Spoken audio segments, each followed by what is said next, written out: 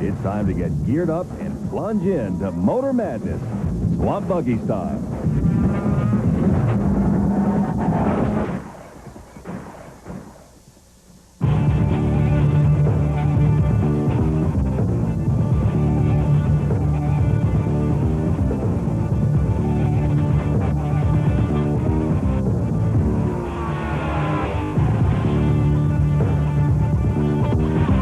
This is all wet for you on this Friday night as we head out to Naples, Florida for the Swamp Buggy Racing, the QMI Winter Classic. We will take you there, having a big time tonight. Get all wet with us. Katie Haas with you, TNN. Glad you could join us. We've got a lot to talk about. We got those Swamp Buggies, of course. We'll be checking those out. But the schedule, talk a little bit about that going on. This season's racing action is shifting into high gear. We've got open wheel, stock car, and those funny ones, too. Now, this weekend's racing action got underway last night down in Gainesville, where dragsters are putting their foot to the floor all weekend long. It's the NHRA Gator Nationals. John Force looks to continue his winning ways as he's posted 8 round wins already this year and boasts 63 career victories in 97 final rounds. And Busch Grand National Series leader Randy DeJoy, he is going to be gassing up the Chevy Monte Carlo for tomorrow's Steel Power Tools 300 at the Atlanta Motor Speedway. However, this weekend is a double Busch Winston Cup event weekend in Atlanta, and that means Mark Martin is going to be looking and running to add to his 97 Busch victories. Now, this also means the Formula One season kicks off. It'll be this Sunday, Melbourne, Australia, for the Australian Grand Prix. Defending series champion Damon Hill embarks on his quest for back-to-back titles, where he began his journey last year with a victory at Melbourne's Albert Park. And after everything was sorted out this week, Rusty Wallace's 6th career victory in Richmond stood. Now everybody's going to be looking at the number 2 car to see if he can ride the wave of momentum right into Atlanta Motor Speedway for the Prime Star 500 this weekend. There's how your point series run down. Jeff Gordon still on top. Rick Craven in 5th place. Now, we're going to have a lot of stuff to talk about tonight, including what's going to be happening in Naples, Florida. Steve Evans, tell us about those swampy cars. Thank you, guys, and welcome everyone at home to the Gold Coast of Florida. You know, I've been a very lucky man in my career, being able to broadcast virtually every form of motorsports, from Formula One to Winston Cup, drag, sprints, road racing, motorcycles, cars. I've done it all. What has gotten the biggest reaction over the years? Right there. Aren't you the guy that does the swamps? How deep is that sippy hole? Is that as much fun as it looks? You know what? I'm very proud of that, and proud to bring you tonight for the first time world-famous Swamp Buggy racing under the lights from Florida Sports Park. And working with me in the booth is a man you've seen here on TNN, a radio and television personality, Tom Rivers. The most important thing is Tom grew up in Naples. These are his people. These are his machines, and this is Tom. Thanks, Steve. I think the problem is whether or not these people will claim me. I did go to high school right near here, and I'm certainly familiar with Swamp Buggy racing. It may not be a glamorous history, but there certainly is a long history.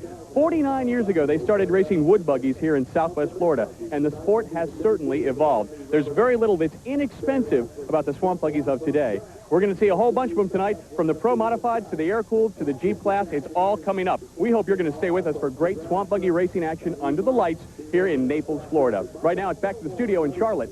All right, really looking forward to that. We're going to head back down to the swamp in just a bit, but I want you to think about something when we go to the break. The sippy hole? Now, what is that, and where did that name come from? We'll figure it all out for you when we come back on TNN Motor Madness.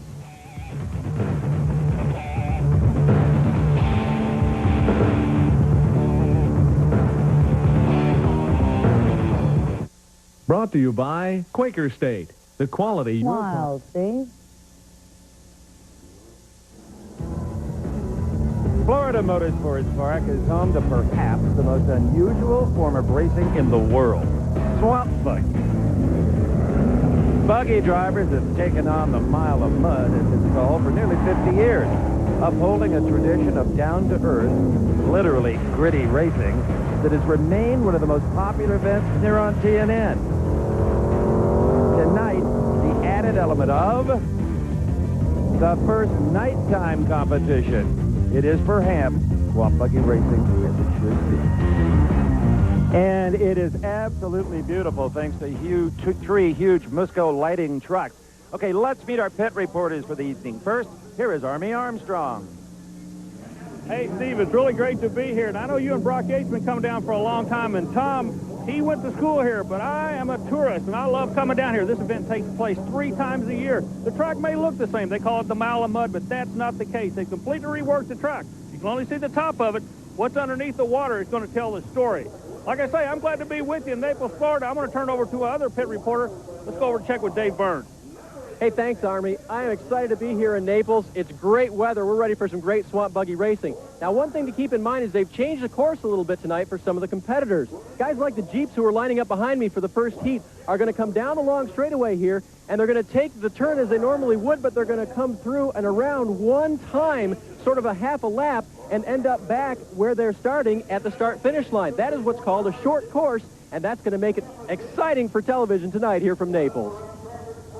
Okay, thank you, guys. Tom Rivers, they're as pumped up as we are, and we're going to start off with kind of the lounge act of swamp buggy racing. These guys, I believe, are a true representation of what the original racing may have been like. These guys get up into the water. While the other ones with skids, the Pro Mods and the bigger vehicles can go across the water, these guys get in the water.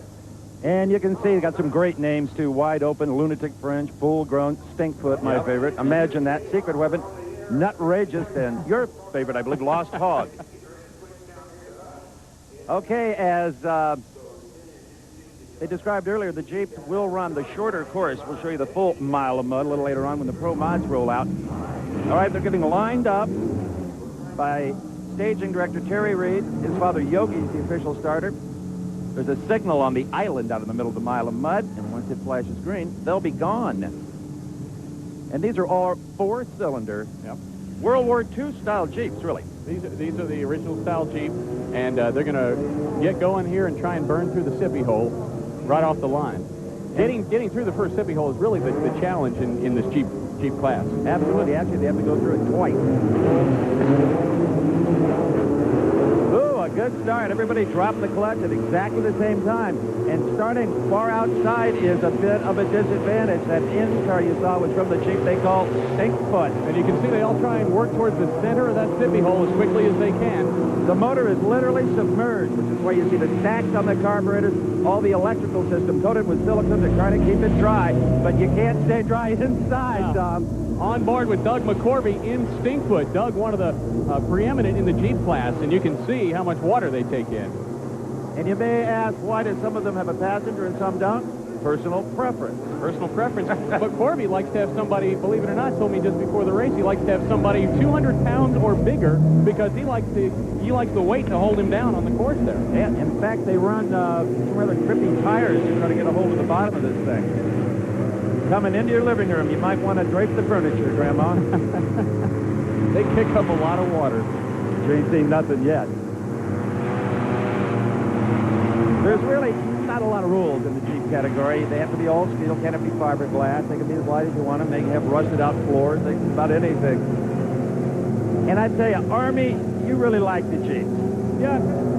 Steve, I tell you what, we're trying to keep it out of Jeeps. Basically, what they are in this sport are kind of like the interior linemen. They like to get down and get dirty and like to push and shove. And you're going to see that in just a minute because the track has been shortened up a whole lot this year, and everybody's taking fees on the guy in front of them. They still have, though, one more pass through the sippy hole, and you'll get some feeling for how deep it is this year as they slide down into it. Well, there you can see you're going to see the water sort of shields it, but there's a lot of bumping and rubbing that goes along in this Jeep class. Down into the hole. Up, go. Oh, baby. On board again, and you'll see coming up out of the sippy hole, there you have it. Well, I tell you, they are a couple of happy Jeep racers. That is Lunatic Fringe, the winner of this Jeep heat. The opening salvo here, first time under the lights at Florida Storage Park.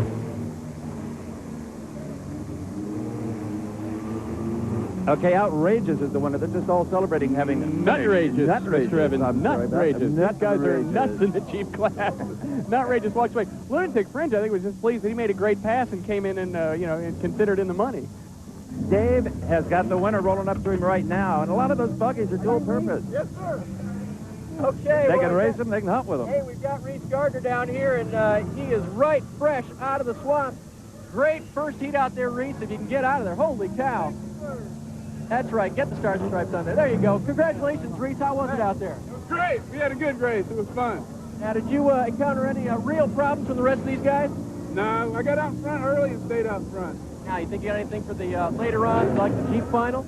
Yes, sir. We'll be there. Okay, you'll see Reese again, guys.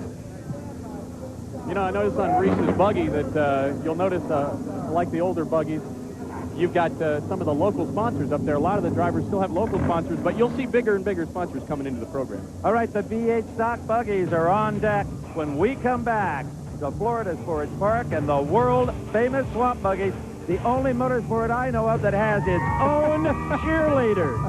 Perfect. Of the Omni Winter Classic Swamp Buggy Racers at Florida Sports Park. We're going to pick up the pace in the V8 stock buggies. You see Glenn Weber in Porky's Revenge. You see Porky on his helmet. He is right out in front. And they will run the full course. One left turn you just saw, the rest of them all right turns and about twice around.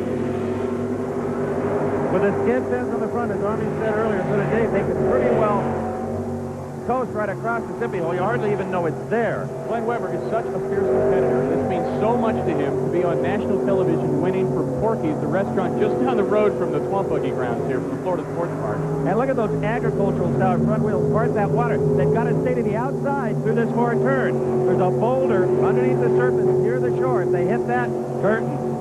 One of the few sports with a speed bump in it. Absolutely. On the track. And there's more than one of them. That's not the only problem area. That's not the only, that's one of them. But right now, we got a pretty good runaway on our hands here as they round the clubhouse turn. There used to be a clubhouse. Unless Glenn Weber messes something up here, he's got to be walking away with it. Very strong win. That's got to feel good for Glenn Weber. Porky's Revenge walking away with another victory. And these are basically stock V8 engines. They've got headers on them. They're limited to a 750 carburetor, and absolutely no internal modifications can be made. And the winner will be torn down tonight, no matter how long it takes to make sure it's legal. Well, Glenn is going to be is an excellent example of the kind of competitiveness that is part of this sport. Let's check with Dave now, who's with Glenn. Dave? Well, Glenn, first time out tonight. How's the course so far? Course feels real good. Everything seems nice and tight. Water's just about right. I think we're going to have a good night of racing. Can you tell anything for later? I mean, that boulder out of the turn on this side, any problem at all? Well, I didn't feel her this time. I was running the outside line. I figured I'd hold my line. Stay wide. Okay, congratulations. We'll see him a little bit later on in the class final. Right now, as they rumble into the darkness, we have got more of the popping and banging little Jeep. I'm serious what I said earlier about the silicone. If you take the hoods off these things, there's just big gobs of it everywhere. You know, Gene Vaccaro was telling me before we started racing tonight that there are more entries in tonight's racing Swamp Buggy races than at any other time. The sport has grown, and a lot of people want to be part of this broadcast, and so he's got a whole bunch signed up, and obviously one of the most popular due to the fact that it's one of the least expensive is the Jeep class. That's right. Gene Vaccaro, the director here at Florida Sports Park. I say an awful lot of buggies, so I think broke in practice. Every time we turned around, we heard an engine zinging up as a drivetrain or a rear end let go. But 1, 2, 3, 4, 5, 6, 7. Ooh, this will be a sig alert in the sippy hole. You're going to see them all try and move to the center. They're all going to, the guys who are starting either close to the wall or on the far side are going to try and get out in front and get ahead. You'll see Radical Rabbits out there, Spider's Dream, Running Ragged, Double Trouble, G.I. Joe. There should be a G.I. Jane, but there's not. Down and Dirty, Out of Control, and Mudslide. Army Armstrong. Steve, you're exactly right. Once a year, this is the silicone capital of the world. I should say 3 times a year, but one of the observations we made is when the vehicles are running, because of the new walls that are cut on the inside, they're getting a lot of chop. Now, you're up higher than I am, but the water seems to be really making a lot of chop where it's bouncing back into the race course. You might keep an eye on that, Steve. Hey, surf's up here at Florida Sports Park. They're not big on headlights. Have you noticed that? Not big on headlights. Hard to believe they would do a lot of good. Yeah. I think we got the big lights. It's enough to light their way. Some of these Jeeps actually date back to World War II times. In fact, there was one out here a few years ago that wasn't built by Willys. It was built under license by Ford during the war. Really rare Jeep. And like a lot of motorsports, you get a lot of family and friends who race. Doug McCorvey has, his dad is racing, of course, in G.I. Joe. He's got another buddy of his who races the Jeep class. A lot of guys get together and do it as a group. They sort of support each other. Doug comes down from the Tampa Bay area and brings several friends with him. So they get their cheering sections and they all help each other with the racing. RPMs are up. Sidestep the clutch and start shifting those old 4 speeds and trying to keep it stuck in 4-wheel drive. Here they go, trying to move to the center, and this is where they bump and grind. Into through the sippy hole they go. Look at that wave of water. Well, that'd ruin your 8-track, wouldn't it? Your BG 8-track is not going to live through this one. Well, we got a couple stranded. May need the Coast Guard before this is over. They may have bumped and locked up. I'm guessing that's what Oh, happened. they are? Yeah. Oh, this is strange looking. They are definitely locked up.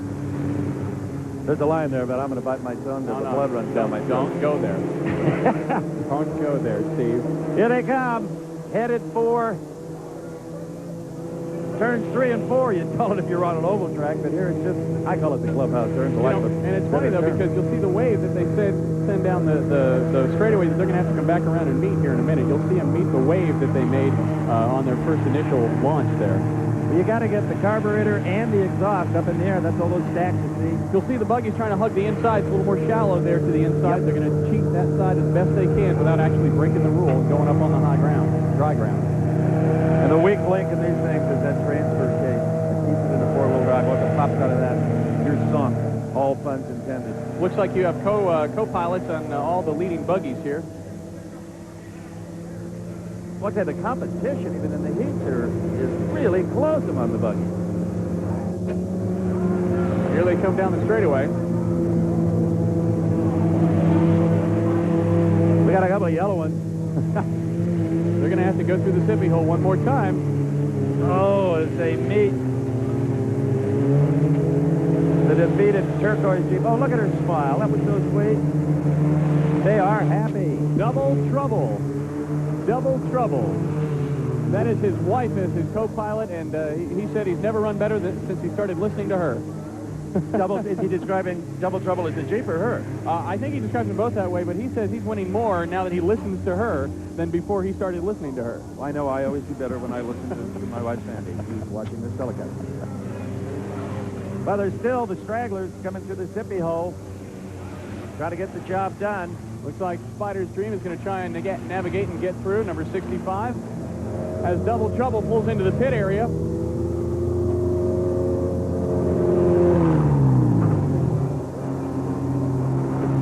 Boy, I tell you, it is loud down there. With Mike Denny is Dave Burns. Dave? Hey, Mike, heck of a ride down there, and I thought they were going to get down to the last turn there. They were coming on. And that floor is slimy. It is so slippery out there until them big buggies get to run and back it down. It is slimy out there.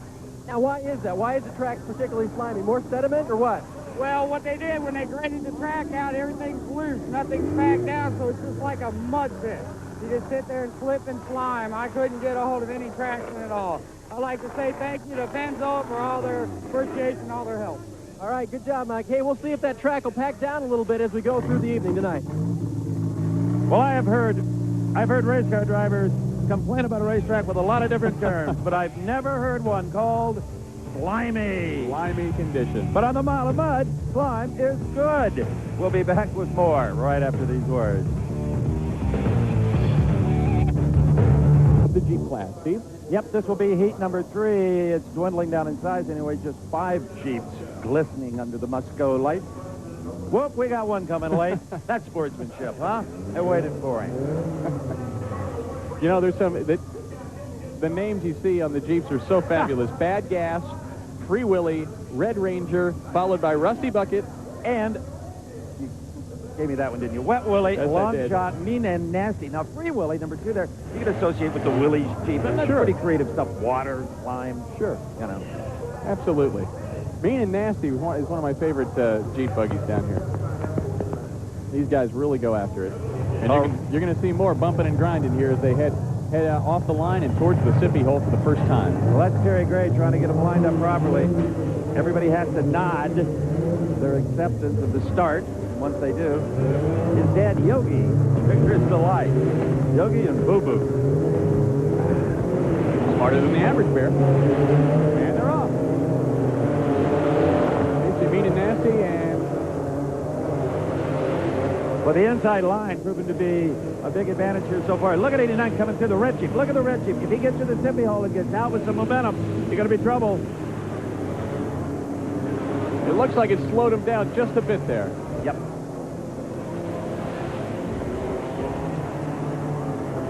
Now, those of you that have a CJ, go on the garage right now, knock the headlights out of it, tear the roof off it, lighten it up, put an old 4-banger in it. Hey, Army, the Jeeps are slogging their way through the swamp one more time.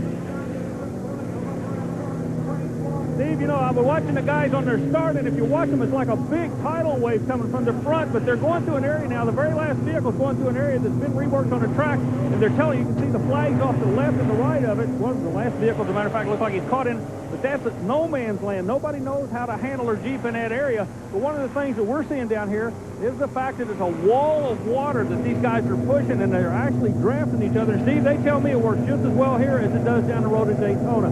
You got to let that guy in front of you push all the hard stuff out of the way. And there you see him again running to the inside as much as possible. It sounded earlier where the water's a little bit shallower. Well, you know, it's kind of like channel markers, those things Army was talking about. Red, right, return. Yeah.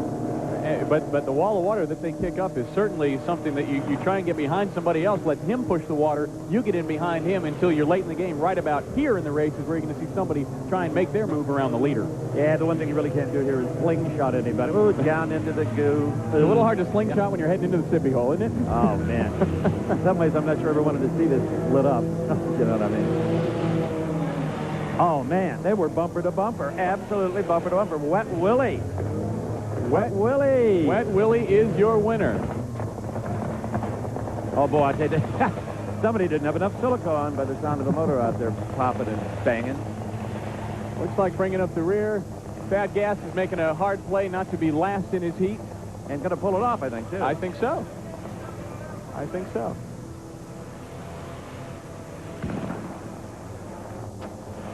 Well, now we're getting some information that maybe Wet Willie isn't the winner. What do you think? Wet Willie is the winner. This is the swamp.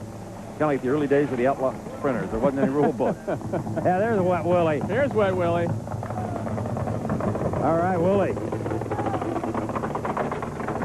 Down with Wet Willie. Here's Dave. Dave? Hey, excellent job. You guys did a great job out there. You had pressure from the back all the way. Huh? I didn't hear you. You had pressure from the back all the way through. Pushing and bumping the whole way. But we made it through. It's running bad, too. It's really running bad. How's that inside line now that they've changed the track? Not really a whole lot different. I think they should have messed it up a little bit more to make it harder.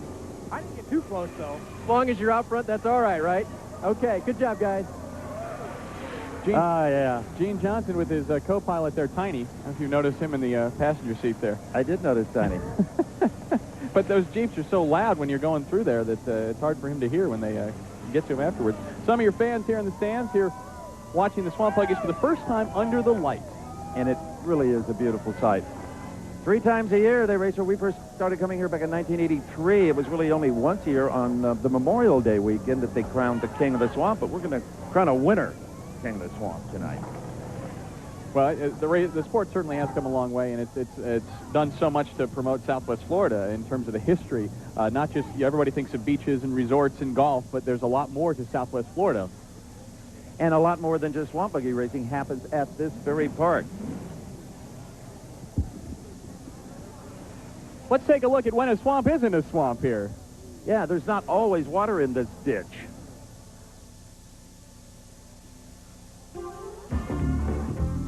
When is a swamp not a swamp? How about early spring in Southwest Florida? Up to about 4 days until racing, Florida Motorsports Park's racing surface is virtually bone dry. At best, even the sippy hole is only damp. And since a swamp buggy race is nothing without water, there is one major project that, if nothing else gets done, this must.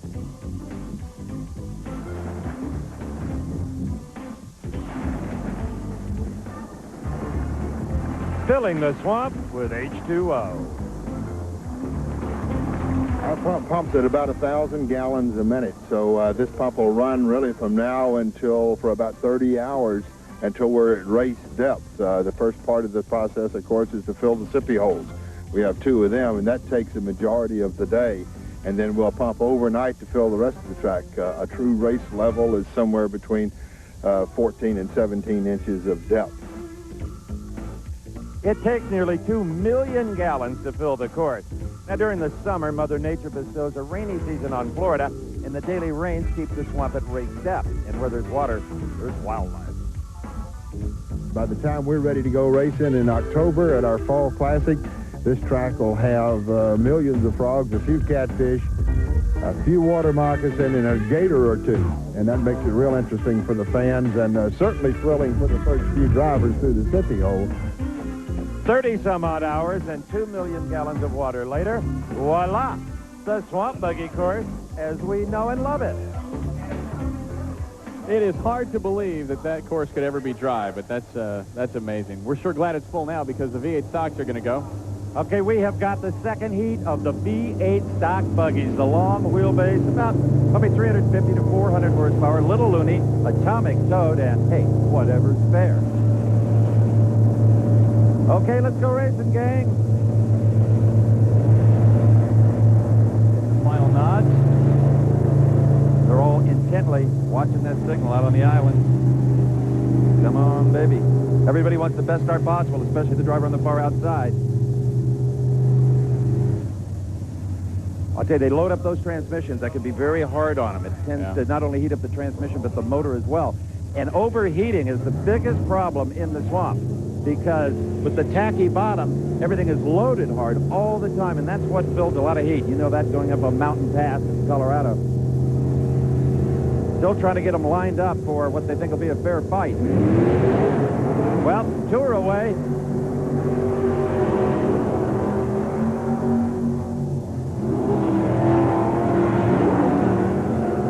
Army, what's happening down at the starting line? Steve, you hit the nail on the head. He blew a transmission sitting down here. The torque converter just got too hot. Everything was too hot. It just wouldn't move for him. Meanwhile, we got the two amigos trying to get through this thing, but they held them on the line a long time, and a lot of heat built up in these torque converters, Steve. Back to you. Yeah, we could hear them on full loads, but so far, everybody mechanically is okay that left the starting gate.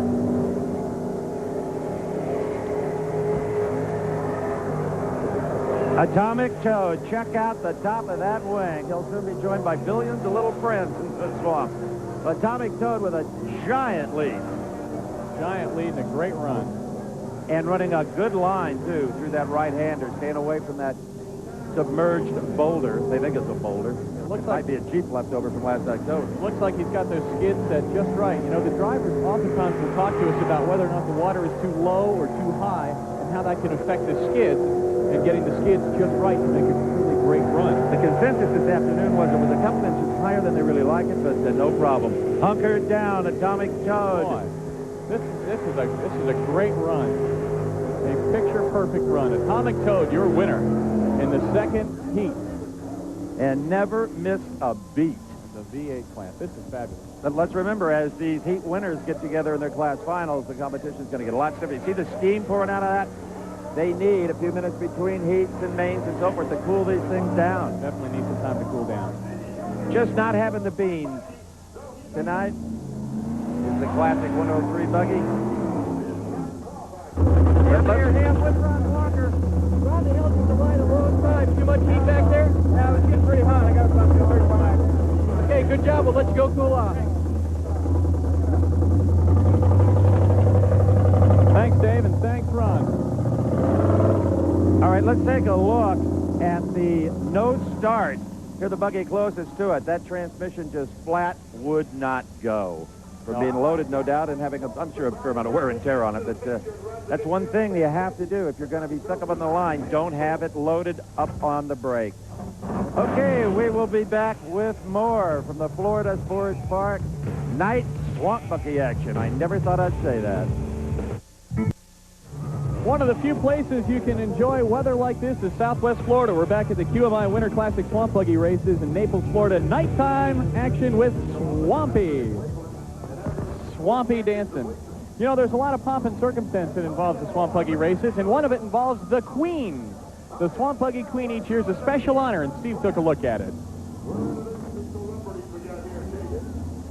Naples, Florida brings to mind a near-perfect winter respite. White, sandy beaches.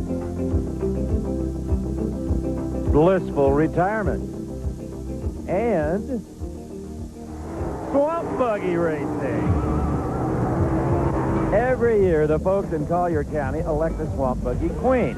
Despite the unglamorous-sounding title, the honor of Swamp Queen comes with all the pageantry, including swimsuits and evening gown competition and scholarship awards. 16 young women competed in this year's pageant held February 9th. And the winner, 18-year-old Stacy McDonald. I didn't expect it at all. I thought it was one of the other girls. And did not expect myself to win at all. I'm really excited about it. It's the best thing that's ever happened to me. In addition to appearances in parades, charity functions, festivals, and of course, swamp buggy racing, the Queen upholds a bit of swamp lore after every race, being escorted by the winning driver into the drink, stepping off into the sippy hole with the victor as a time-honored tradition that happens every year, every race, without fail. Let's take a look at this year's queen. There's Stacy McDonald right there with Swampy. Now, Steve, you did show her that tape of those queens being thrown in the sippy hole previous, didn't you? I have a feeling she'll be changing out of that gown into something more comfortable. Yeah, brought her own towel. V8 stock, yet another heat. This has been maybe the best class ever designed for swamp buggy racing with Hound Dog, Last Call, and Certifiable. I've been called that. Certifiable is certainly one of the more competitive buggies, always making a good, strong run. Hopefully tonight under the lights will be no different. Line them up, get them to tap their helmets and acknowledge. This has given drivers an opportunity to get involved in swamp buggy racing at a very reasonable price, a junkyard price, really. Buy a used buggy, get a motor out of the boneyard, and you're racing and maybe move up with the big boys someday. Yeah. Ooh, that's a good start. Good start for that sippy hole. You'll see Certifiable having trouble getting back out of the sippy hole. So Certifiable now, tagging on to the rear of this trio. And you see all the water. One of the keys to the bigger classes is getting out in front, because otherwise all you see sometimes is spray. But look at the spread on these guys. One thing about staying close to the bank is you scrub up a lot of speed. If you go wide, maybe you can carry that speed just like that. What a line. That was sensational driving and planning and strategy. Dave, you watching this? Yeah, I've got my eye on Russ Coe there in the Certifiable. Part of the problem may be that he's a substitute driver. His wife, Lori, is watching these things because she is pregnant, and she's going to deliver sometime in July. So Russ is trying to hang on there. Lori is the normal driver. Good to know. Good to know. He's doing an okay job, and obviously, if you're going to the outside, you got to be careful you don't run up on the dry ground and thereby violate the rules. Well, I hope some of the other drivers were watching that move, because it was absolutely beautiful and has ultimately led to probably what is going to be a victory for Last Call.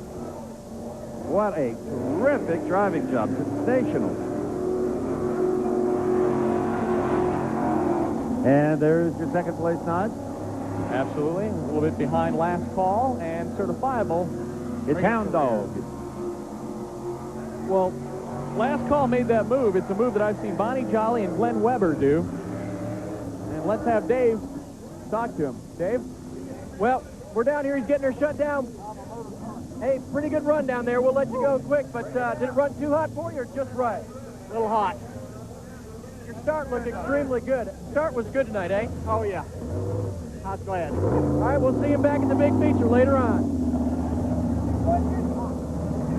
Well, I assure you that the crew will be waiting for him under a pine tree in the pit with lots and lots of cold water and a pump and everything else it'll take to try to get that thing cooled back down again. You know, the move that Bob made, though, is one I haven't seen very often, and it's funny. I wonder if the other drivers are going to pick up on it and try and start using that against each other. And this, obviously, is Seminole country. A lot of heritage here. In fact, well, a lot of obviously going after Seminole Win, which Kenny Langford, the son of Terry Langford, is going to be driving a little later on. The Seminole Win, sponsored by the Seminole Gaming Palace. And that good Indian fry bread you can get here. And yeah. Ooh, it's cool. Absolutely.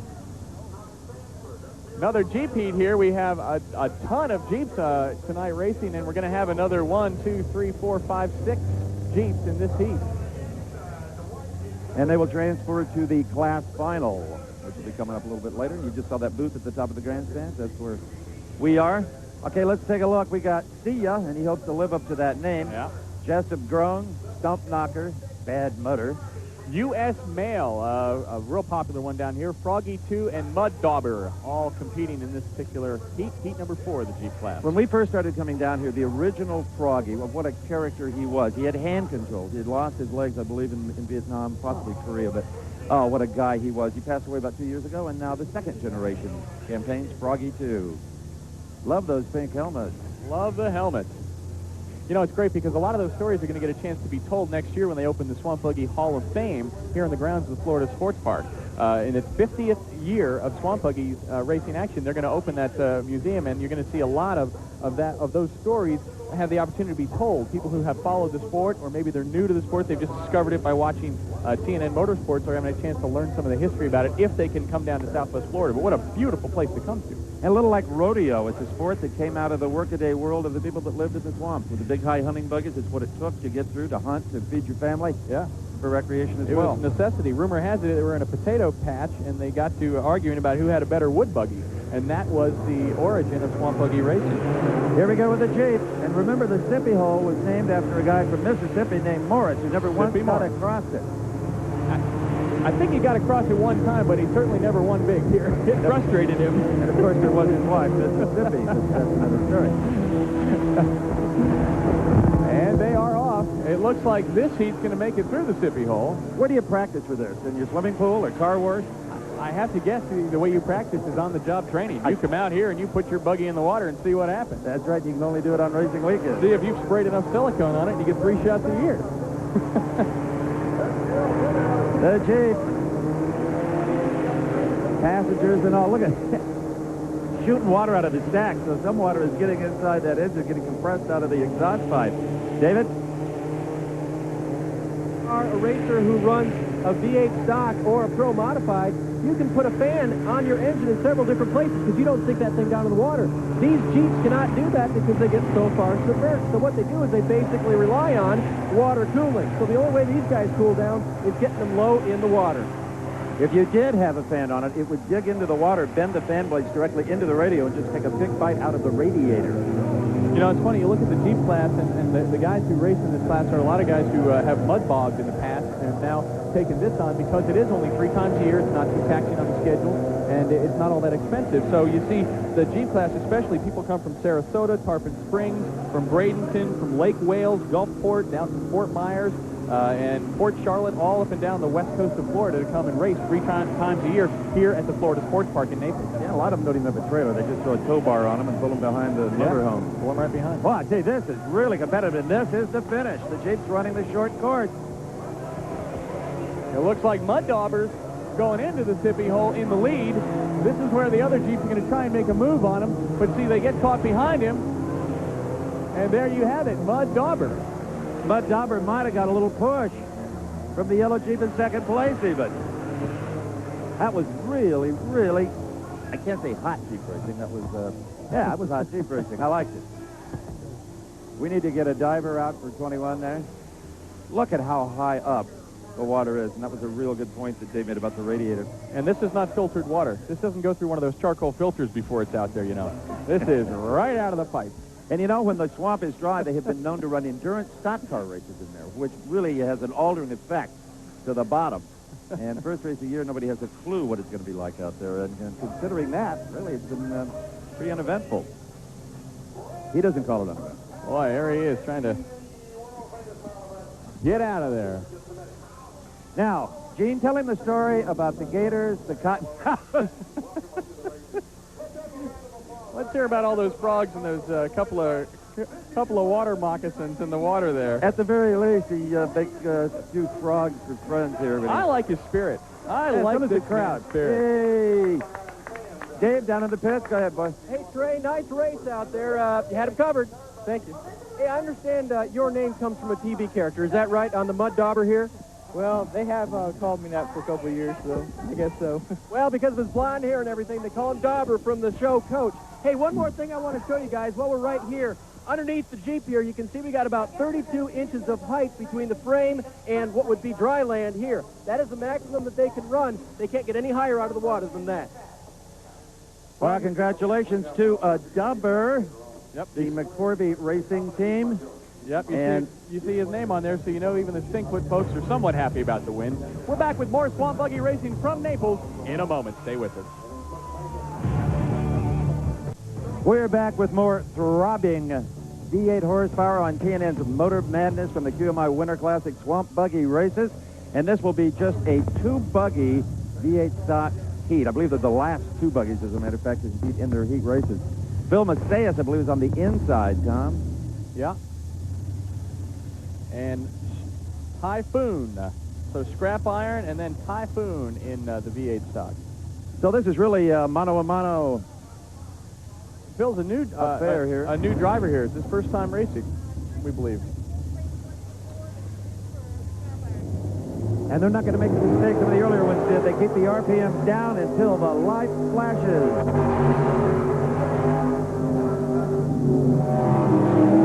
Well, it looks like Yale's having a little trouble getting through the sippy hole there. Finally pulls it out, but that's going to cost him. That may be the race right there. But look at the sight. Look at the amount of water that Typhoon is pushing here. Army Armstrong? Steve, I'm looking right down the barrel of these guys. Our leader has got a good ground speed going, but it looks to me like everybody's standing about 10 feet further out away from the inside wall since they've changed the track. It looks like that's where the groove is. Now, you're sitting much higher than I am. Is that what it looks like to you fellas? Yeah, very much so, Army. This big block Chevrolet, though, in the lead is performing flawlessly. Good preparation, being smartly driven. And I'd say they take a beating inside these things. Typhoon is way out in front. Adam Salaya, I believe is pronounced that way. I think so, yeah. Way out in front, and Phil is certainly struggling in Scrap Iron. And it takes a certain amount of upper body strength to get these things around here as well, especially when it's trying to winch that wheel out of your hand. It's not so much turning it, it's trying to hold on to it. And here comes Adam. Adam and Typhoon may, no, he's not going to be able to lap him, but it was darn close. It sure was. And the nice thing about that buggy so far, anyway, we don't see a whole lot of steam pouring out of it, which has been the case with virtually everybody else. Yeah.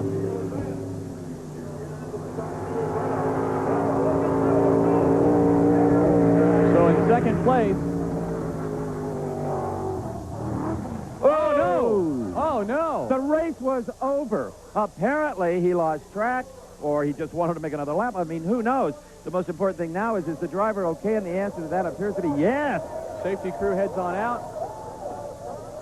He tried that line that others have made work, but once it dug with a high center of gravity and those big, tall wheels, it was all over. And the race was over. It was absolutely over. He was out immediately, though.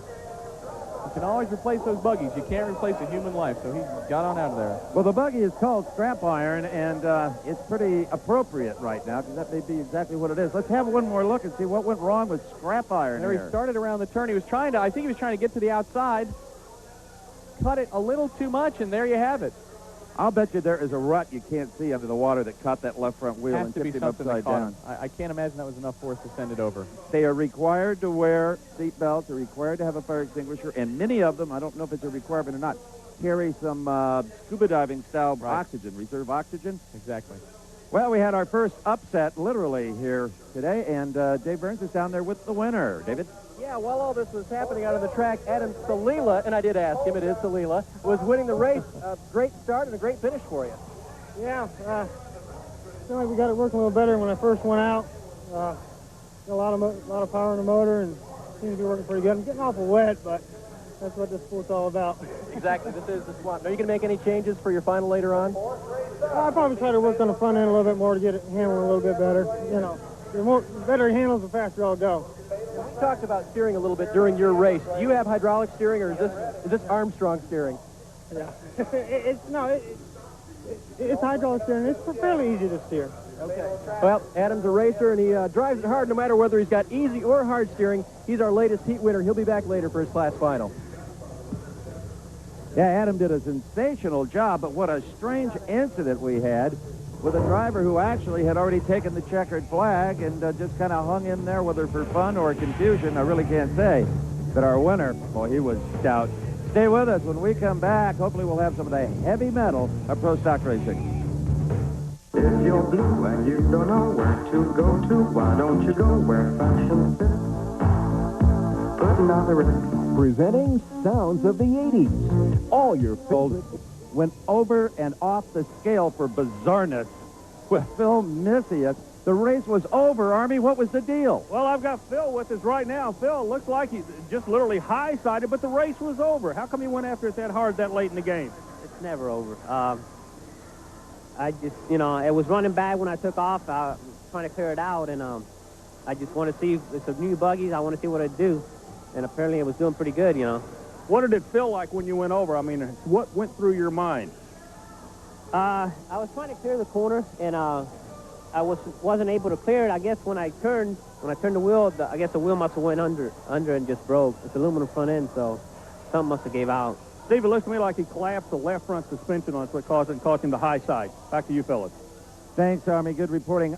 That is one of the most vulnerable areas of a swamp buggy as far as the chassis is concerned, are those tiny front spindles. They try to keep everything small and light so that it pierces through the water and also doesn't bog down. And obviously that one wasn't just quite strong enough. You know, next up harkens back to the real hunting buggies of the 40s and early 50s. Yeah. They're all air-cooled. Yeah. Cause for divorce, puddle jumper, ice grinder, sidewinder, tar buggy. Now, your purist of swamp buggy racing fans will tell you that these are the ones that look the most like the original swamp buggies back from the olden days.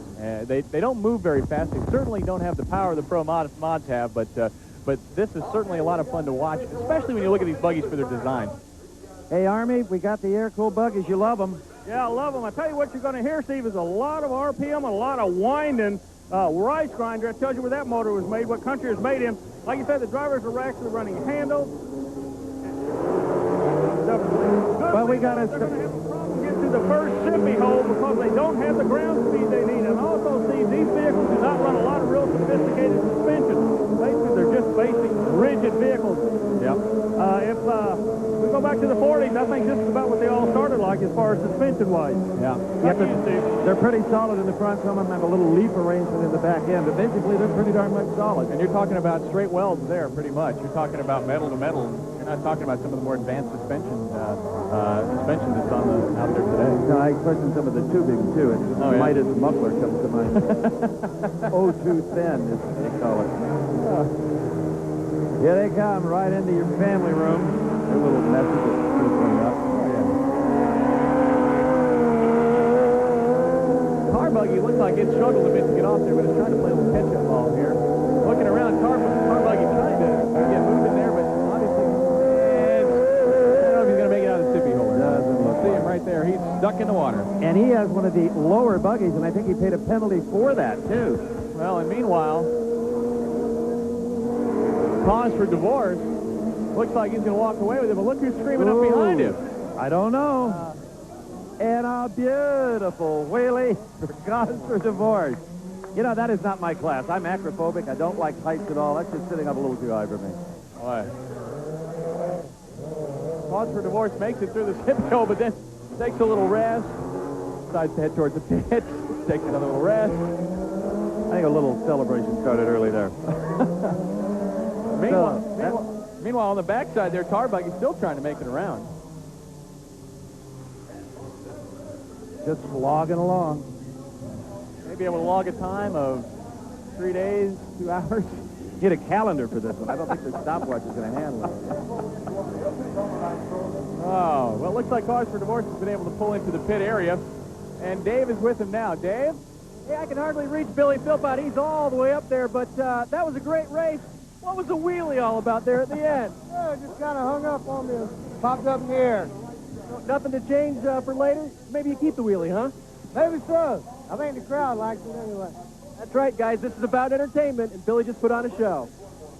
There he is, giving gravity a bad name. Look at that. Nice job. So that is the winner of our air-cooled class.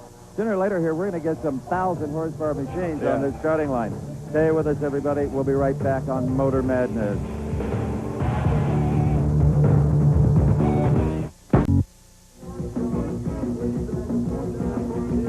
Back on the Gold Coast of Florida, it is take 2 on this V8 buggy heat race, only now we're only down to 2. Yeah, somewhere something happened to Jack Goddard and Jumpin' Jack, and he's being towed off.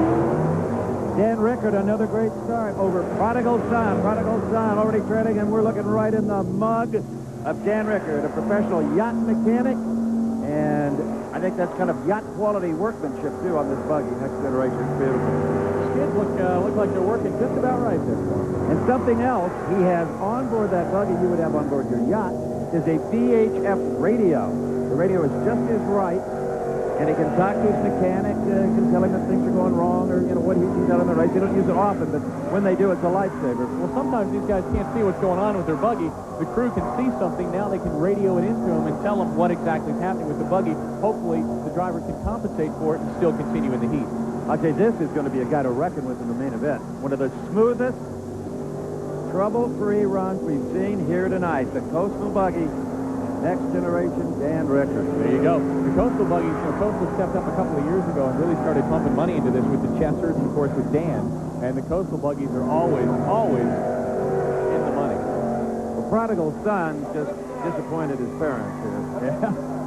I'm afraid he's not going to make it back in time for that pig roast. Well, you better look out for next generation coming thundering through on the inside. Go to the outside, Dan. Go to the outside. Atta boy. There you go. You listen to me. Dan Rickard, your winner. There you see him smiling on board. He even gave the crowd a thumbs up. Did you see that a minute ago? Sure did, while he was still hammered down. You look at the front end of those buggies, and you can see how vulnerable they really are. Got his helmet off. He's ready to talk to Dave. Dave? Hey, Dan, it looked very smooth to us. How was it from your side? It felt real good. My crew's done a lot of work to this thing. We made a lot of adjustments. It's a continuous thing. Without my crew, this thing wouldn't go. Guys, it's a team sport all the way around. And a very well-uniformed crew. Very professional operation. No question about it. Army Armstrong, what do you got?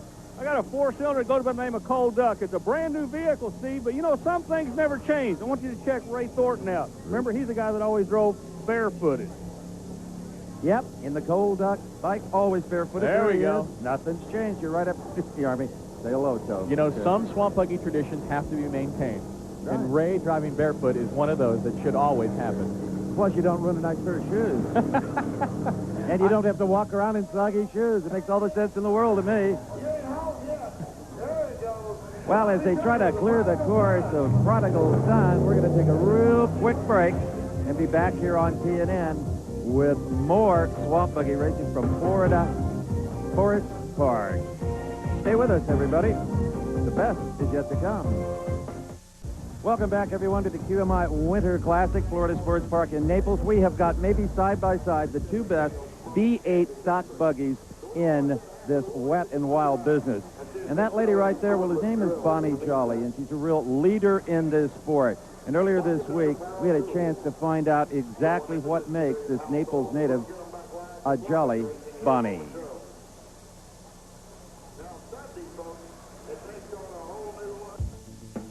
Bonnie Jolly has been racing swamp buggies for nearly 20 years. In 1993, she drove her 8-cylinder stock buggy called Fatal Attraction to the big feature, and she finished second in the pouring rain. But swamp buggy racing is only a 3-time-a-year hobby for Bonnie. She also has a full-time career in trucking. Started with one dump truck, and then we got another dump truck, and it's hard to find good drivers on the truck, so I just started driving the truck a little bit, and I really enjoy it, so now I'm one of the drivers for it. Driving a big rig wasn't her first career. Well, I went right out of high school and went into nursing, and I did nursing for probably 15 years, and I really enjoyed it. And then, but I like being outside, so I started with the dump trucks, and the more I did the dump trucks, the less I did the nursing, and so I just enjoyed being outside a lot better. An 8-cylinder swamp buggy isn't Bonnie's only hobby with horsepower. I have pleasure horses and show and Western pleasure and ride and trail ride, and we have one barrel racing horse, painted horses, quarter horses, have an English Shire draft horse, and in the past I've had quite a few odd animals, monkeys, kangaroos, I have llamas. I just enjoy animals. And if the horses, trucking company, nursing, swamp buggy racing, and raising 3 girls hasn't kept her busy enough, Bonnie has yet another remarkable life achievement in the care of foster children. We've been licensed foster parents for the past 20 years, and over that 20 years, we've had 60 kids. But don't let her genteel, caring, giving nature fool you. When it comes to the swamp this Friday, Bonnie is determined to win. My goal is I'm going to get king/queen sooner or later. I'm not going to stop.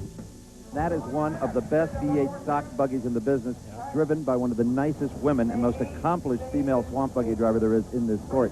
That is Bonnie Jolly. But she sure has her work cut out for her, Steve, because next to her is, of course, the Spirit of the Everglades, driven by Tim Smith, one of the nicest men, too. And we want to wish Tim's son a speedy recovery. Tim's son's been struggling with a little bit of an illness, and we want to wish him a speedy recovery. And Tim, too, has been struggling with his buggy. He's been working on the rear end of it, blowing some rear ends out, and he's been working on it, and he thinks maybe he has it fixed as of today. Yeah, they just put it together late this afternoon. Didn't have a time to test it, so let's find out. Bonnie Jolly on the inside.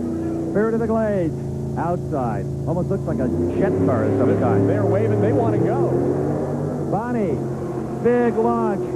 Bonnie off by 2-3 buggy lengths. Spirit of the Glades is not performing as it should. Either it was in the wrong gear or it's way down on power. Let's see if he can do anything with Bonnie. The star covered buggy V8 stock class, 460 cubic inches. One big 750 Holly carburetor. That's about all you do to them besides exhaust headers. Got to run a stock ignition. Just a straight out run for Bonnie. Bonnie's husband, Don, was one of the top competitors, in fact, king of the swamp, when they ran the big unlimited horsepower machines. Army Armstrong, Bonnie Jolly is really wailing. You know, Steve, she is exactly. She's not having any problems. She's, I don't want to say making a cakewalk out of it, kind of a play on words there, but Bonnie and the Onboard vehicle had to set for a while they had some technical problems, and I don't think that bothered her a bit. I thought it may break her concentration, but boy, she is wailing out there now. Bonnie, not intimidated at about a spill she took a couple of years ago here where the buggy flipped, then rolled. Bonnie was on upside down. She hit the belt. It dropped her on her head. I mean, everything that could go wrong did. No lingering injuries. But Spirit of the Glades, unfortunate. We really were hoping this guy could do good because he's had a lot of problems recently and could use something good in his life. Well, you know, he's one of the leaders down here. He was the city councilman for the city of Everglades City, and just a great guy. Obviously still struggling with his buggy. But I wonder about how long he sat on the line there, how that may have affected his run, because he was waving to try and get it moving. Yeah, it's really hard to say, but if I know our man Dave, maybe he'll find out later on and let us know. Bonnie Jolly, a big smile. Dave, go ahead. Well, I always try to track down the pretty women out there. Bonnie, great run for you out there. Now, your crew was waving to you to back off a little bit, did you? No, no. What a racer, she just kept going. So you did find out what you need to know about later on tonight, this thing will go? Yeah, I needed to get on a little bit harder this time just to see if I could turn the corners and stuff like that, see how it handles. Okay, guys, that's Bonnie Jolly, our most recent winner. And she's going to be mighty tough when the class final rolls around. Bonnie Jolly winning in convincing fashion. We'll be right back with more from Naples, Florida. Welcome back to Motor Madness, our Swamp Buggy coverage, and you are just in time. The first Pro Mods are on the line. These are the heavy metal. The Swamp Buggy Rocket, about 1,200 horsepower, and in the near lane is Rubber Duck, Terry Langford, many-time king of the swamp, a brand new buggy. The best engineer that I have ever seen. He's also carrying an onboard camera. The first time this ever hit the water was this afternoon in practice, and believe me, everybody was on the fence, and they didn't like what they saw. It is rocket fast. Eddie Turner, here from Naples, is in the American Dream, number 62. There's a shot at Terry. Terry. Brand new buggy, first time in battle. You know, Terry had a couple of years where he wasn't hitting it there, but he is back, and he has the power. And his intent is to dominate all three races this year and retire. Give this buggy to his son Eddie. We'll be seeing a little bit later on. Look at Langford. Terry Langford. Look at the suspension, the outboard suspension, almost old Indy style. Oh, this is a bad piece. And look how well it handles. Maybe the best handling buggy I have ever seen. It may be. Coilover shock, independent front suspension. This is the future of swamp buggy racing. 485 cubic inches. You know, we say in generic terms sometimes how this sport has evolved, how the sport has grown. Well, Terry Langford's brand new buggy is exactly an example of that. Look at him, blow right through there. Right past Eddie Turner in American Dream. And the Rubber Duck And victorious again. Well, I'll tell you that. Terry Langford has served notice that he's been gone for a while, but this new buggy, the engineering in it, is more important maybe than even the horsepower. Man, was that impressive for that debut outing. Awesome looking vehicle. And let's remember, yet to come, Eddie Chesser, who holds the world record at 52 and 51/100 of a second. Now here is Eddie Chesser in his four-wheel drive buggy, not the Outlaw. The Outlaw is later to come in another heat in Pro Mod. Now remember that Eddie Chesser is the reigning Swamp King right now for 2 times. And Army, you have more on that, right? Eddie's your reigning king, but he's coming up against a guy that's been there himself before. Eddie's kind of on a hot roll right now, but I want you to notice the width of these buggies, the bud pressure coming out now real wide. I think we lost Army there. We'll try and catch up with him again in just a moment or two. Dave Sims is going to roll on out here in the bud pressure. Dave Sims running for Budweiser. And Dave Sims, who has also been a king of the swamp over the years. And remember Shag Nasty? Yeah. Well, there's the familiar mustache, but he lost the Barney Oldfield helmet. What a disappointment. A brand new, state-of-the-art helmet for David Sims. Outlaw, that's Lonnie Cheshire. Bud pressure, David Sims. I'll tell you what, we were talking to all the Chesters, Lonnie and Leonard and Eddie earlier, and I was asking about how it was going to be a run of the lights, and Eddie said, didn't really give it any never mind. He said, we'll be out there, we'll be running.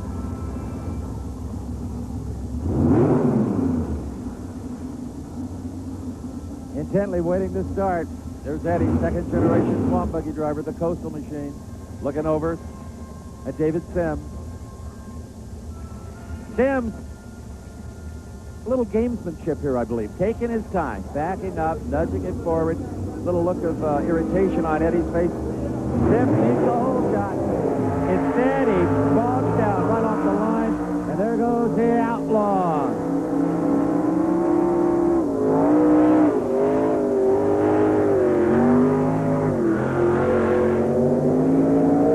Boy, it looks like Eddie Chester's got it under control, and David Sims is stuck at the line. Eddie Chesser now has the experience of his uncle, Lonnie and Leonard. Yep. And a horsepower as well, and a real cool competitor. The real excitable one is his wife, Kim, who I'm sure we'll see before this night is over. Boy, Eddie Chester, it's funny because with the family background of the Chesters, there's a lot of pride on the line.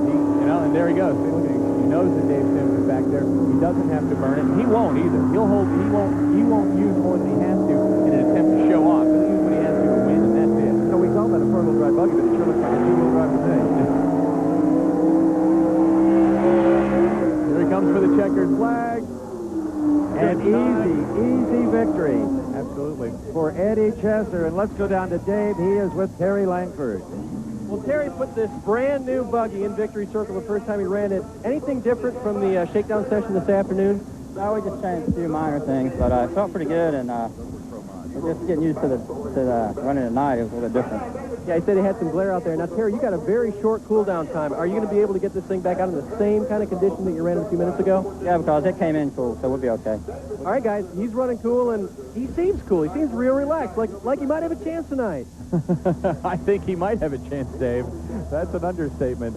We've got more great Swamp Buggy racing action. You'll see more of the big boys run here on the Mile of Mud in Naples, Florida, when we come back to more of TNN Motor Madness. Universal Sunday on TNN Motorsports. When the lights go green, every part has to be right. Every driver has to be sharp. Cause at this race, If you're not quick enough, you're out of here. I heard that. from the track known for record speeds, Heartland Park, Topeka, it's the Sears Craftsman National. Live Sunday at 5:30 Eastern, 2:30 Pacific. And it's all on The leader in motorsports coverage, TNN Motorsports. We are back with more Swamp Buggy Racing. We got a pair of Pro Mods, but quickly, let's go to Dave Burns in the pits with the Outlaw himself, Eddie Chesser. Yeah, he had a great race out there, but it was more like a test session for him as far as the competition goes. Did you learn anything for the finals later on tonight? The only thing I learned is the water's pretty shallow tonight, and everybody's running real good tonight. And I was lucky enough to take it easy. I've seen my friend there, Dave, he conked out on me. Okay, well, guys, Shallow remains faster, and right now his crew's going over everything to make sure that he is A-OK for the finals.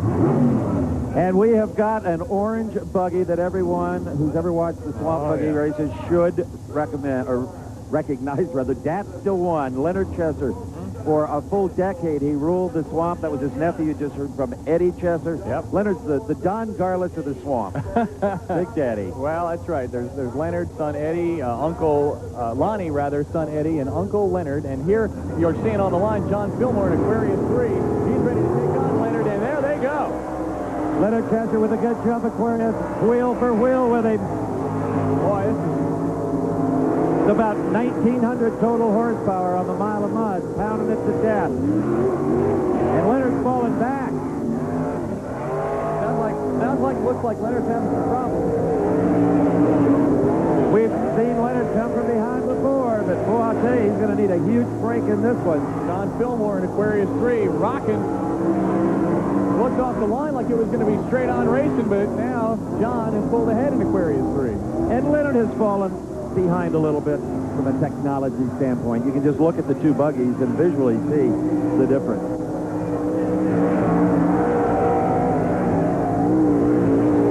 Oh, yeah. Now here they come. You hear the big roar, and you see the spray, and you know that there it goes. John Fillmore in Aquarius 3, your winner of this heat. Leonard Chesser trying to make a show of it, coming the best he can.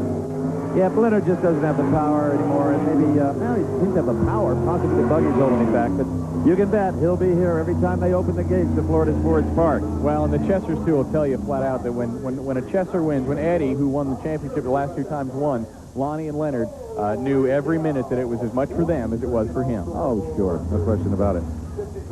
Well, there's more pro mods still to come, and I'll tell you before the night is over, we have seen, especially Eddie Chesser, drive this track with total abandon. We've seen him almost blow it over backwards. Dave Burns has got the winner. David. Well, Michael, fast race for you, but any temptation to give up when you saw Leonard falling back? No, I kept it down, you know. You never know. Leonard's he's been doing it a long time. He's right there on your door all the time, so I don't know. I guess I came over a little bit on him. I don't know. I got to go see what he says from his point of view. Trying to keep this a clean sport.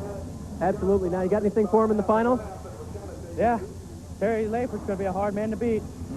And whoever wins out of that class got to run outlaw. It's a hard man to beat.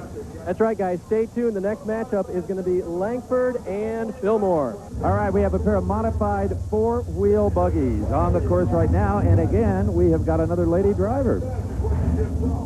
The June Bug entry in the near lane. Terry June is the driver. And the rather ominously named Viper. And I don't believe you can buy this from Chrysler Corporation. I don't think you can. Larry West is behind the wheel of the Viper. But Terry June in the June Buggy. That's a pretty last name. June for a last name? That's cool. It is very nice. There's no girl named January. Terry January. I dated a girl named May. And Terry's got a problem there. She's got her hands up out of sheer frustration, whether she can't get it in gear. And she's trying to communicate, I think, with some friends or helpmates over on the island, and they're unable to give her much of a hand. I think she may be all done here. Looks like we may have a technical problem here. We may have a technical problem. This race has been interrupted due to a technical problem. And apparently they're giving her a lot of time. Army, what's going on with that buggy? Well, Steve, we're down here with Mickey Hubbard. And Mickey, as part of the crew, what seems to be the problem out there? I don't think she can get it into gear. She keeps raising her hands up. I don't know what's going on. Is there any rule that says a crew member cannot go out there and assist her in putting it in gear? I don't think we can go out there.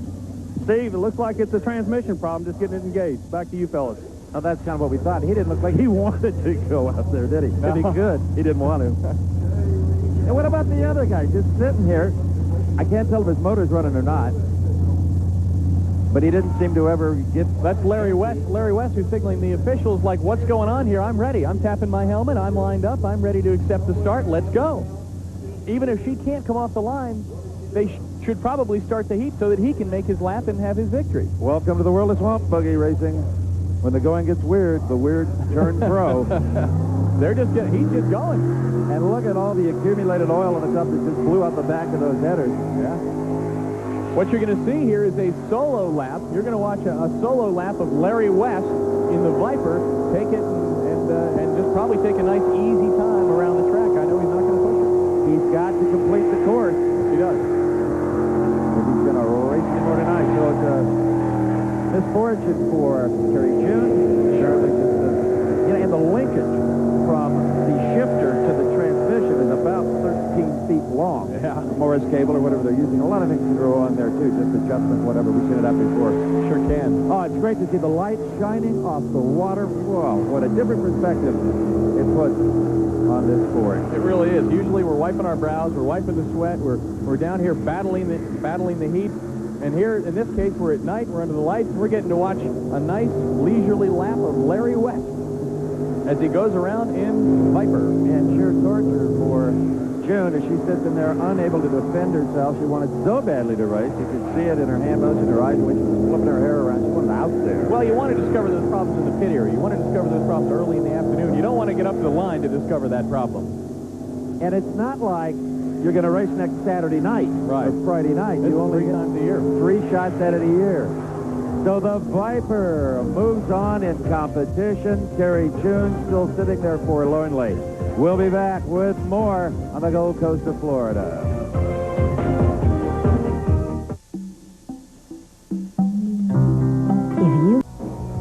Well, here at the Swamp Buggy Races in Naples, Florida, we've shown you a lot of different looks, including the air-cooled 4-cylinder. But now these are water-cooled 4-cylinder inline motors. And Army Armstrong, you've got something on this 2-driver team? Yeah, it's kind of interesting. The last vehicle in line furthest away from the camera, orange vehicle, is kind of like an F-16 fighter concept. You got a driver in front and a guest co-driver behind. We talked about the Jeeps doing it, but this is the first in the modified category I've seen actually using 2 drivers. And they do it front to back. Steve? I don't know about the F-16 analogy, Ernie. I don't know about that. Ladybug, coal duck, and son of a buzzard. The experienced edge here would have to go to Ray Thornton, the blue and white buggy. He had a coal duck buggy before for 100 years, as a matter of fact. But it set up real high and was never really competitive. He could win his class, but he couldn't do much in the little feature.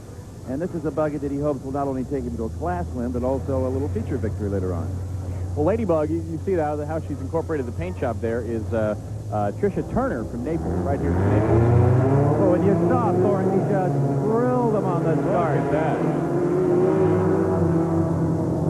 How high is the water, Mama?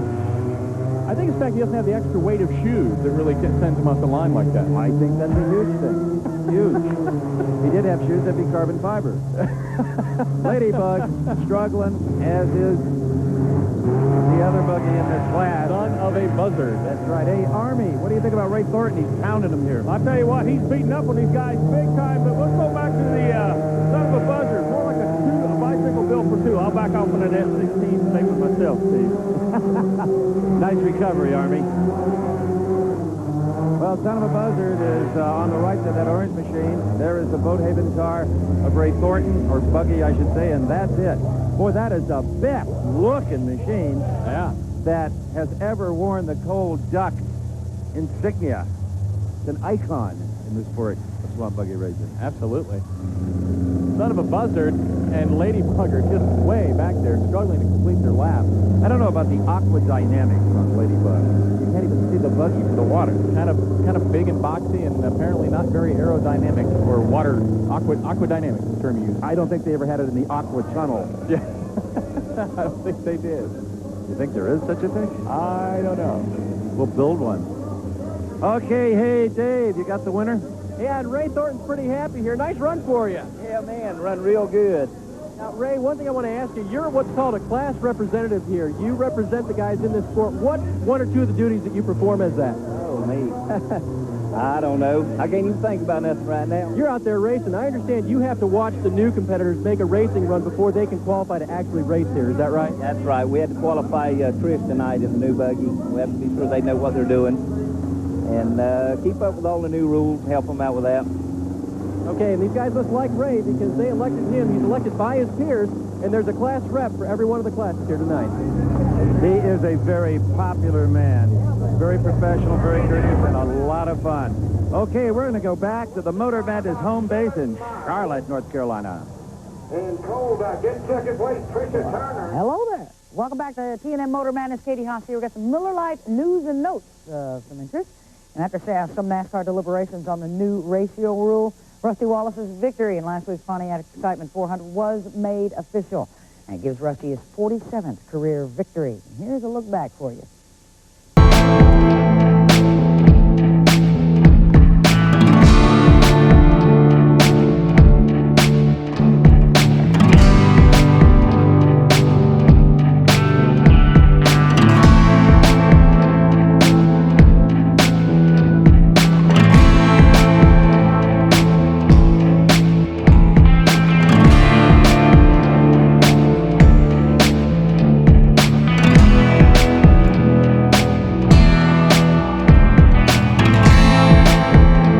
On March 13th, there's going to be an unplugged concert to benefit Southwest Tour race driver Chris Trickle, who remains hospitalized in serious condition as a result of a gunshot wound. Now, scheduled to appear are country stars Richard Sturban of the Oak Ridge Boys, Mark Colley, and John Hyatt. Rock stars Peter Cetera, Vince Neil, and Matt and Gunnar Nelson will be there. Also joining in the fun will be various stars from the silver screen, Apollo astronaut Pete Conrad, and Chris's uncle and NASCAR Winston Cup driver Dick Trickle also will be there. Got a lot more stuff coming up for you. Let's talk Earnhardt and McReynolds. We'll do that when we come back here at Motor Madness.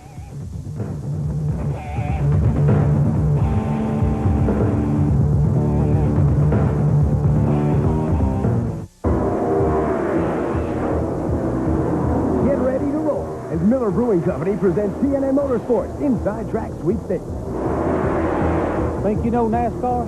We'll show you the inside track. You could win an all-expense-paid trip to one of these 8 NASCAR Winston Cup races, including airfare, hotel, and $1,000 cash. It's the real thing. The toots, the rigs, the teamwork. Here's the deal. You'll get to meet one of these 3 drivers. Check out the action on pit row and enjoy the race from the comfort of our luxury pod.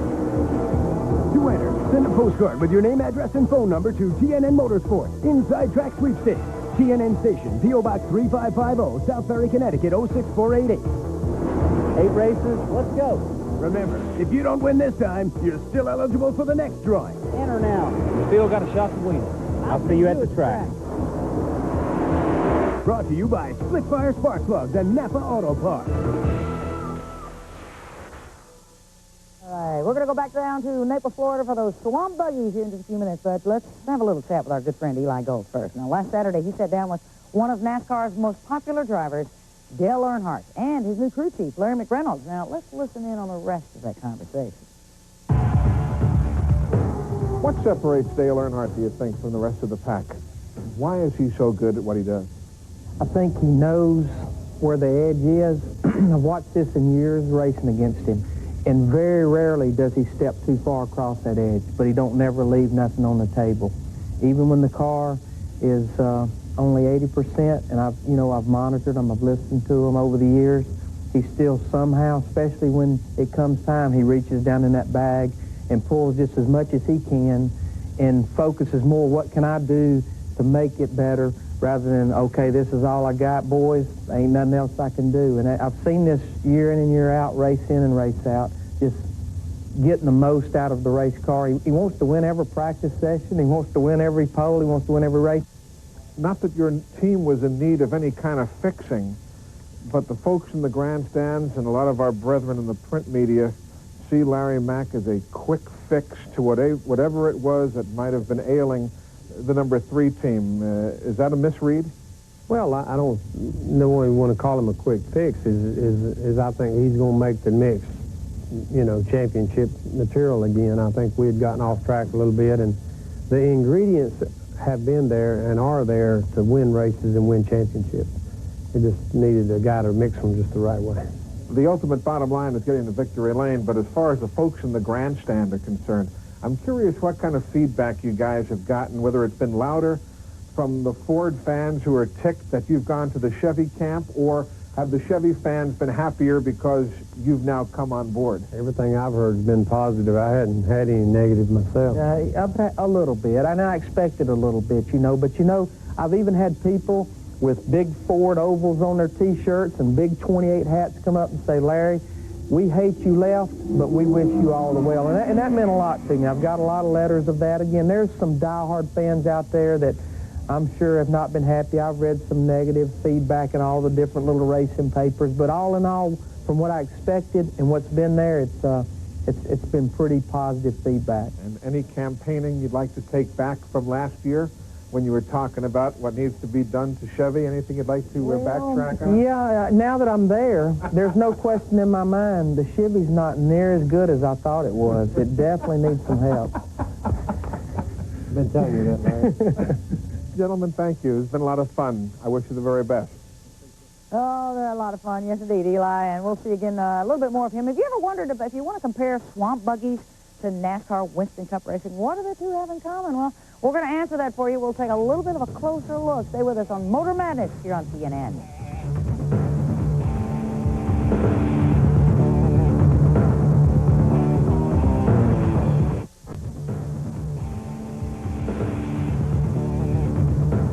Well, I know you're having a big time watching those swamp buggies go at it. It is amazing stuff. And as, of course, a Winston Cup fan, you got to wonder. We take a long, hard look at this amphibious machines that we're checking out tonight, and there are some similarities between these and the stock cars. Now, take a look at this. I'll show you what I mean, okay?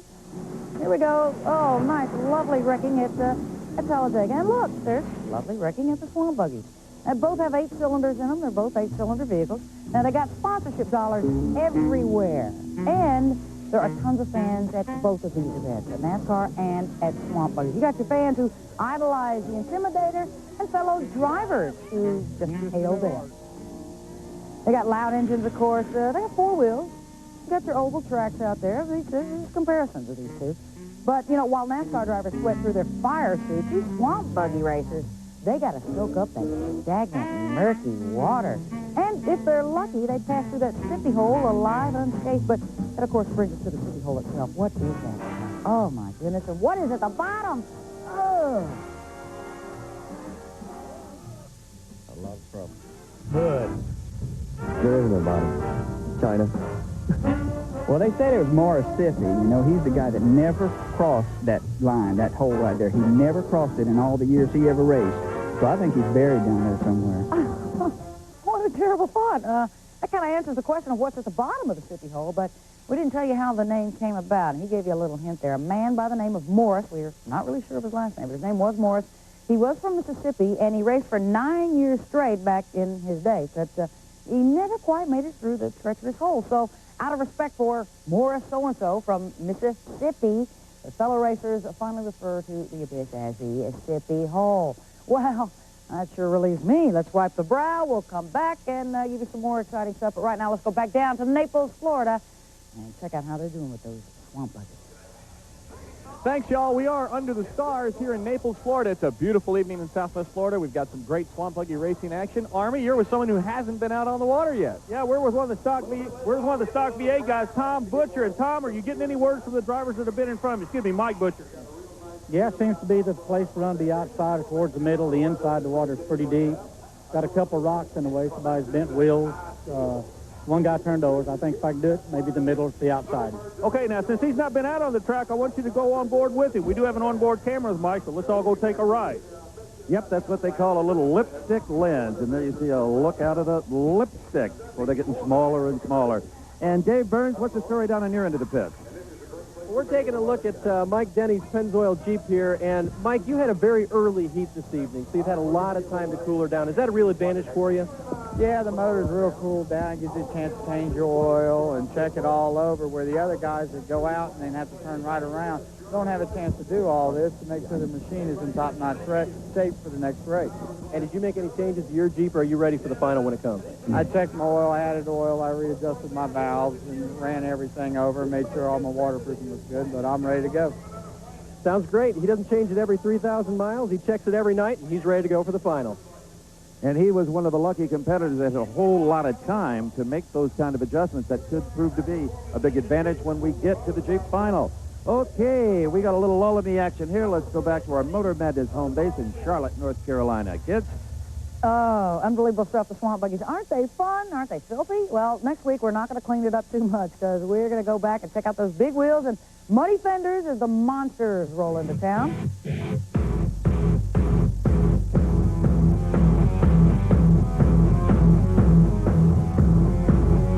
Now what are you going to do?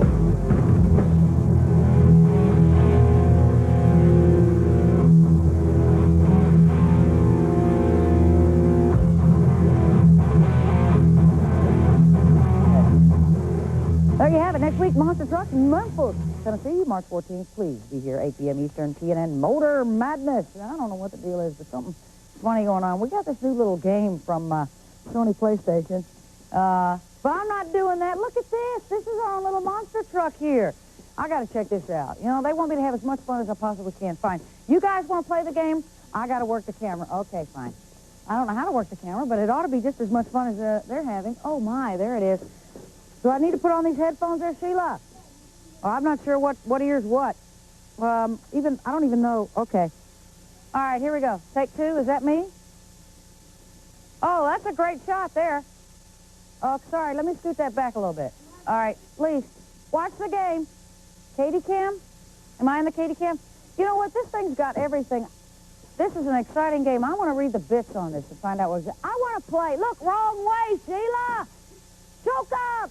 Pull back. Oh, my gosh, she's falling backwards. This is... Oh, we got to check this out. I know this is the Sony PlayStation. I don't want to work this camera. This is not half as exciting as that. Sheila, get back here. We'll be back in a minute. I'm going to take control of the wheel. Okay? Good. Keep carrying it.